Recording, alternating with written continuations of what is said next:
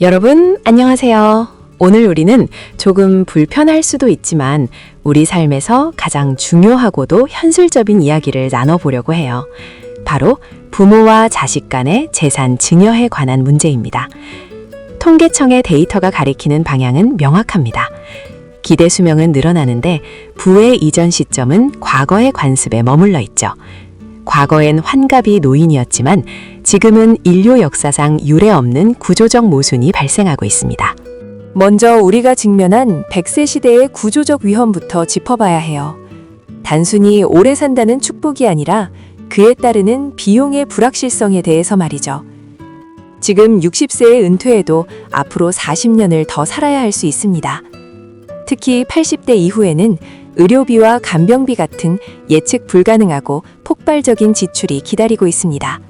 그런데 만약 이 시기가 오기 전에 노후 자금인 부동산이나 현금을 미리 넘겨주면 어떻게 될까요? 부모 스스로 경제적 충격을 흡수할 완충지대가 사라지는 겁니다. 내수 중에 돈이 없으면 결국 자식에게 손을 벌려야 하죠. 부모의 노후 리스크가 사라지는 게 아니라 자녀의 부양 부담이라는 새로운 형태의 빚으로 전이되는 것입니다. 이제 심리적인 부분을 볼까요? 사회과학의 교환 이론에 따르면 모든 인간관계는 주고받는 균형이 맞아야 유지됩니다. 자본주의 사회에서 자산은 타인과의 관계에서 내 목소리를 낼 수 있는 협상력 그 자체입니다. 부모가 재산을 쥐고 있을 때 자녀들이 찾아오고 안부를 묻는 것은 부모가 가진 자원 통제권이 가족 내 권력 균형을 유지하기 때문입니다. 그런데 재산을 다 넘겨주고 나면 어떻게 될까요? 정보와 권력의 비대칭성이 역전됩니다. 부모는 더 이상 줄 것이 없기에 자녀의 눈치를 보게 되고 자녀는 부모를 보살펴야 할 의무의 대상으로만 인식하죠. 재산이 넘어가는 순간 상호 존중의 균형이 무너지며 부모님들이 두려워하는 심리적 단절과 소외감이 찾아오게 됩니다. 그렇다면 재산을 미리 받은 자녀들은 행복할까요? 공짜 점심은 없다는 말처럼 스스로 땀 흘려 벌지 않은 거액의 자산은 자녀의 노동 가치를 우습게 만듭니다. 내 월급보다 부모님 상가 월세가 더 많네? 라는 생각이 드는 순간 자녀는 직장에서의 성취나 자기 개발에 대한 동기를 잃게 됩니다.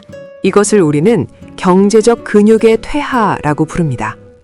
스스로 위기를 극복하는 능력은 결핍과 도전 속에서만 길러지는데 조기 증여는 이 성장의 기회를 박탈하죠. 결국 자녀 개인의 성장을 저해할 뿐만 아니라 가계 전체의 경제적 복원력을 약화시킵니다. 부모의 사랑으로 준 돈이 자녀를 나약하게 만드는 독이 될 수도 있다는 사실입니다. 효도계약서 같은 법적 장치를 마련하는 분들도 계시지만 법적 강제력이 진심 어린 효도를 만들 수 있을까요? 실제 판례를 보면 재산을 받은 뒤 태도가 돌변한 자녀와 소송까지 가는 경우가 비일비재합니다. 승소에도 가족관계는 이미 파탄난 뒤죠. 법은 최소한의 도덕일 뿐 분쟁의 씨앗 자체를 만들지 않는 자산 보유가 훨씬 실효성 있는 전략입니다. 우리가 오늘 이야기한 재산 보유는 탐욕이 아닙니다. 오히려 끝까지 내 재산을 쥐고 있는 것은 자녀에게 부양이라는 무거운 짐을 지우지 않겠다는 부모의 마지막 자존심입니다. 내가 경제적으로 자립해 있어야 자녀가 나를 찾는 것이 의무가 아닌 진짜 보고 싶어서 오는 자율적인 선택이 될 수 있기 때문입니다. 이제 묻고 싶습니다. 증여는 누구를 위한 결정인가요?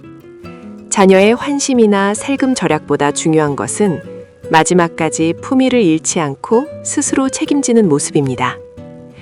부모의 완벽한 자기 책임만큼 자녀에게 줄 훌륭한 유산은 없습니다. 세대 간의 사랑이 차가운 거래로 전락하지 않도록 서로에게 필요한 적정거리는 얼마인지 오늘 밤 깊이 고민해 보시기 바랍니다.